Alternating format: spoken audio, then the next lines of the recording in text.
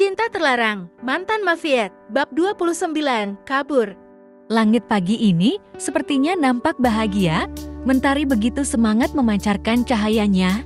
Hingga pada siang ini, cuaca sangat terik, mengilaukan mata setiap memandangnya, terlebih kondisi jalanan di ibu kota sangatlah padat, namun tak menyurutkan mereka untuk menjalankan aktivitasnya masing-masing. Gedung-gedung pencakar langit seolah menjadi saksi bagaimana kerasnya kehidupan di sini. Banyak orang yang selalu menjadikan tolak ukur mereka untuk sukses. Jika bekerja di sana, di kawasan itu, begitu banyak tempat-tempat makan yang sudah mulai dipenuhi dengan para budak korporat untuk mengisi perut kosong mereka. Termasuk jantung kota ini, terdapat salah satu restoran yang cukup hits dan terkenal, di mana tempat berkumpulnya para kalangan borjuis yang tak mengenal seri. Mereka rela menghabiskan 70.000 hanya untuk membeli sebuah air mineral. Restoran dengan warna hitam dan gold ini terlihat begitu mewah dan elegan, dan beberapa titik terdapat lampu gantung yang sangat indah membuat kemewahannya semakin terasa. Di ujung ruangan terdapat 3 wanita yang cukup mencuri perhatian publik karena paras cantiknya, terlebih wanita yang mengenakan dress hitam dengan rambut yang dikuncir kuda itu seolah menjadi center di sana. "Giselle, bisa nggak sih lo nggak malu-malui gue? Apa kata orang kalau sahabat artis ternyata cuma numpang makan di restoran mewah?" Coba, Vina tak hentinya mengomel ketika Ella datang ke restoran mewah ini dengan membawa kotak bekal berisi nasi goreng, sisa sarapan paginya tadi di mansion. "Yang maksa gue buat kesini siapa? Lo kan? Gue mah nggak ada niat buat kesini. Makanan di sini mahal gila aja, air bening gini 70.000, rasanya juga sama kayak yang beli di toko merah. Apa biru di sana dengan duit segitu bisa dapat 14 botol, kembung-kembung dah." Awapnya kesal dengan mulut yang masih penuh itu.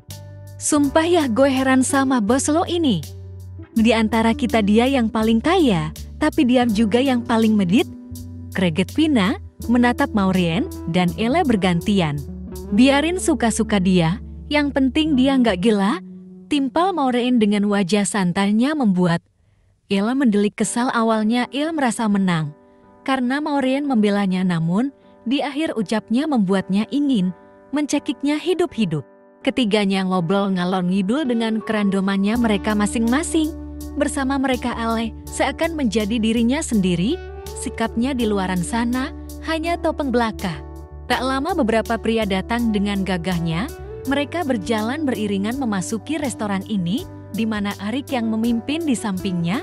Ada Divano, di belakang ada Angga dan Jonathan. Hal tersebut membuat para penghuni restoran, yang hampir setengahnya adalah kaum Hawa, memekik histeris dengan kedatangan mereka, terlebih sosok yang berjalan paling depan. Dengan penasaran, Vina dan Maureen menoleh ke sumber suara. "Di apaan sih pada lebay banget?" cibir Vina dengan malas lalu detik.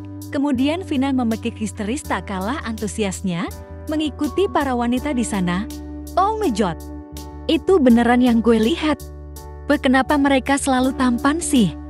Kenapa nggak ada seculturnya mereka? Dih, lo juga nggak kalah lebaynya sama mereka?" Menoyor kesal kepala Vina. "Kalau untuk ini pengecualian buat gue," ucapnya tanpa mengalihkan pandangannya terhadap 4 pria itu. Di sini hanya Ella yang tetap peduli dengan keadaan sekitar. Ia hanya fokus terhadap makanan dan ponselnya yang tengah menonton serial kartun kembar kepala botak itu. Fun fact yang gak semua orang tahu, jika Ella itu pengagum berat kartun kembar berkepala botak, hanya sahabatnya saja yang mengetahuinya. "Mereka kesini Rin," hebohnya menggoyangkan lengan Maureen. "Iyalah dia kesini, Sidonya aja di sini asik nonton kembar botak sampai nggak sadar dia," kekeh Maureen menatap Ale.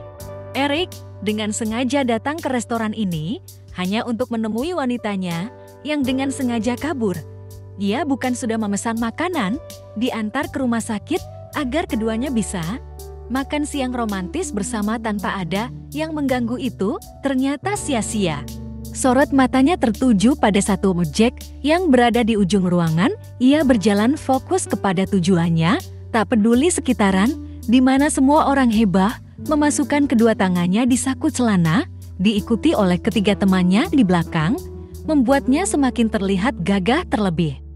Ia hanya mampu mengenakan hem putih yang mencetak jelas bodinya, membuat banyak wanita berangan-angan memeluk badannya. Dari keempatnya, yang paling waras hanya Eric dan Devano, sedangkan Angga dan Jonathan sudah bisa ditebak mereka tengah tebar pesona, melambai-lambaikan tangannya dan memberikan ciuman jarak jauh kepada wanita di sana. "Ah, gue dapet! Gue dapet!" Diteriak salah satu wanita yang menangkap bikis B yang diberikan oleh Angga. Enak aja ini, punya gue. Angga berikan ciuman ini ke gue. Cetus wanita yang di sebelahnya. Hah, lebay memang, tapi itulah kenyataannya. Meninggalkan kehebohan para wanita ini, kembali kepada Eric yang terus melangkah, mengikis jarak antara ia dengan Ale. Senyum menyeringai menatap wanitanya, tengah sibuk dengan dunianya sendiri. Menggunakan gerakan matanya kepada kedua sahabatnya memerintahkan untuk segera pergi. Mengerti maksud dari Eric, keduanya lantar berdiri berpindah ke meja sebelah bersama Angga dan juga Jonathan. Eric mendudukkan bokongnya di sebelah kanan Ella. Tatapan elangnya terus memperhatikan setiap inci wajah Ella yang membuatnya semakin terpesona. Bulu mata lentik, hidung mancung bak perosotan TK, pipi cupinya yang menggemaskan terlebih ketika Ella memasukkan makanan ke mulutnya. Hingga pipinya menggembung, bola mata hitamnya bergerak ke bawah, menatap bibir ranum yang sangat menggoda. Sial, hanya menatapnya yang di bawah udah tegang aja. Gumamnya dalam hati, menelan ludahnya kasar. Eric dengan patuh mengambilkan minumannya. Lalu dengan cepat El menegak air itu hingga tandas tak tersisa. "Makasih," ucap Ele. "Sama-sama Sweetie," jawab Eric dengan suara seraknya, tak lupa senyum evilnya saat Ella menoleh dengan wajah terkejutnya. Kok mereka kemana?" Gugup Ele. Matanya menyapu ke seluruh restoran, di mana hampir semua pasang mata menatapnya. "Kenapa kabur, Haim?" tanya Eric. Sial, kenapa ia baru menyadarinya sih? Dan kemana perginya Maureen dan Vina? Kurang ajar mereka. Awas aja. Gue ngambek sebulan, merutuki dirinya sendiri. "Hei Sweetie, kenapa kabur?" Tanya Eric dengan nada sedikit meninggi, lalu menarik wajah Ella hingga keduanya melakukan kontak air. Siapa yang kabur sih? Nggak, jawab Ele ketus, namun gugup itu. "Sudah saya bilang makan siang bersama, kenapa malah kesini, Haim?" Ele menelan ludahnya kasar. "Iya ya, lo salahin aja itu si Vina. Dia yang maksa gue kesini." Ucapnya menunjukkan Vina dengan mengangkat dagunya mendengar namanya disebut. Vina melotot horor terhadap Ele.